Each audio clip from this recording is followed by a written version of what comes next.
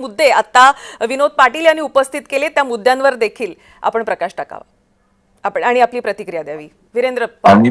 आम्ही 5,000 माणसं सांगितली होती की 5,000 माणसं येतील, पण माझ्या कॅल्क्युलेशन प्रमाणे 4,990च आली, 10 कमी आलेली आहेत.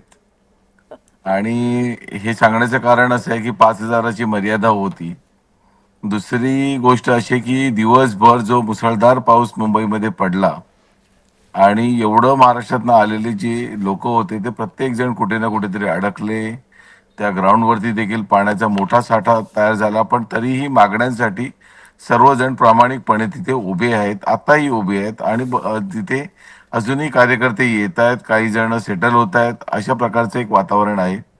माझी आज वेगळ्या भूमिकेमध्ये मी आज आहे इथे.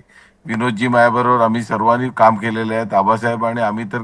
मोठमोठे संघर्ष होते आणि किंवा मोठमोठे असे मागण्या होत्या ज्या आम्ही आझाद मैदानमध्ये मान्य करून घेतलेल्या आहेत. त्याच्यामध्ये आपला जो डॉक्टरांचा एक मोठा प्रश्न होता, त्याच्या संदर्भामध्ये आम्ही दोघंही होतो.